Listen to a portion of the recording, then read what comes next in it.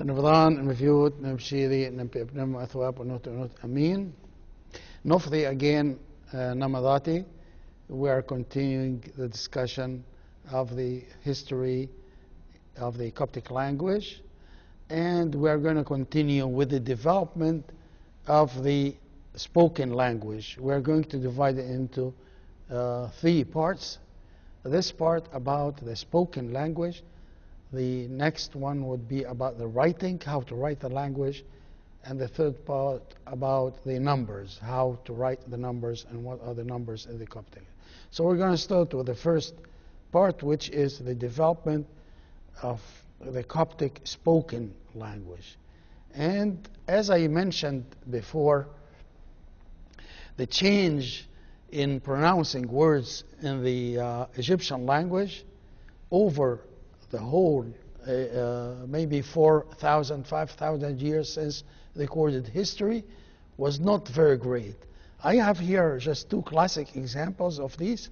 For example, in Coptic, the word God is nuti. But in the time of the beginning of the hieroglyphic script, the name of God, or the word God, instead of nuti, it was noter. Here I have it written in as if it is Coptic. Definitely in the very old Egyptian language, they did not write it in these letters, and actually they did not have vowels. So noter would be N and T and R, but I have here just to show how they pronounced it most probably. The same thing, this other word, we know now the word sister in Coptic is soni, and in this very, very old 4,000 years before that, it was sonnet with a T at the end. So what happened is this T is gone. Also with nuti, the R was gone and became nuti, and here's soni. So my point here is that the changes are not very great. In other words, if you speak Coptic, then it would be very easy for you to understand the words in old Egyptian languages, whether it's very, very old at the Old Kingdom time or the Middle Kingdom time or the New Kingdom time. You can still understand whether it's exactly like the English, if you are speaking English today, but you can still understand the English at Shakespeare time or things. So it's the same relationship. So the Coptic and the very old Egyptian language are, it's a natural development, and they are very much related, so that the words are about the same. One of the most known Coptologists, which is Champollion, realized this very, very much.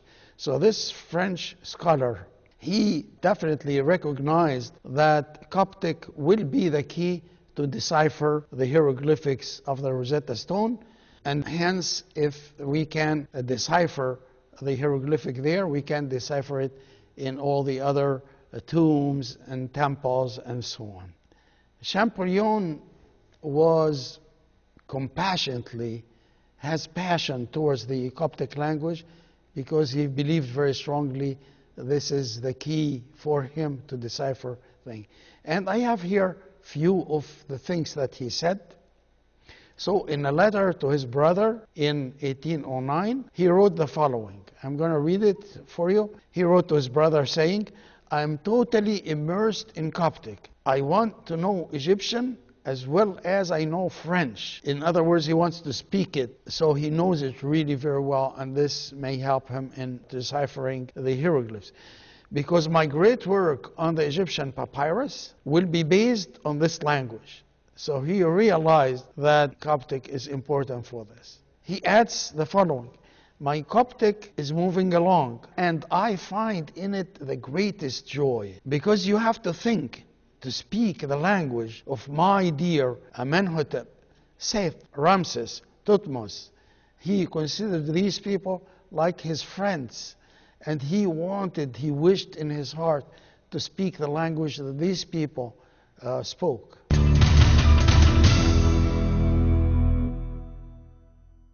Also, in another part of the letter, he's telling his brother, as for Coptic, I do nothing else. I dream in Coptic. I do nothing but that. I dream only in Coptic, in Egyptian. I am so Coptic that for fun, I translate into Coptic everything that comes into my head. And he said, I speak Coptic all alone to myself, since no one else can understand me. And this is the real way for me to put my pure Egyptian into my head. He was so compassionate against, he has like strong passion for Coptic. And in school, the other kids used to call him the Egyptian, although he was like any other French kid in the school. But he always talked about Egypt. His life was Egypt. His life was Coptic. And he said, he added this at the end of his letter, in my view, Coptic is the most perfect, most rational language known. I'm hoping that modern day Copts would have a little bit of this enthusiasm that Champollion had. And he ended up using his Coptic knowledge in deciphering the hieroglyphs to a large extent. This is here part 2, or the second aspect, which is the development of the writing script. And the writing of Egyptian scripts started with the hieroglyphic scripts at the very beginning. And as you know, hieroglyphic started as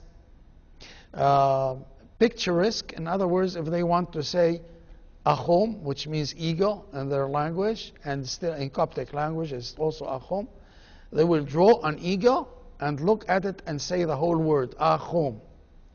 But then gradually, in a few hundred years, they changed this into a phonetic thing. In other words, instead of saying the whole word Achom, they would say ah. And they started this way later. But because they started with drawing many, many pictures in many different things, every letter after that was written in maybe 10, 15 different shapes depending on different words. So the number of characters in the language and the hieroglyphic were were great number, were very big number because of this. But the hieroglyphic script lasted for longest time, very, very long time, actually until after AD, because it was looked upon as an artistic thing. You know, in the walls of the tombs and the walls of the temples, they have the hieroglyphic written in pictures, perfect pictures, which give a very nice artistic look to the way they write it. Well, we'll stop at this point, and we will continue discussing the systems of writing and their development in the next episode. So for now, Ogai Namarati, and we will see you in another episode.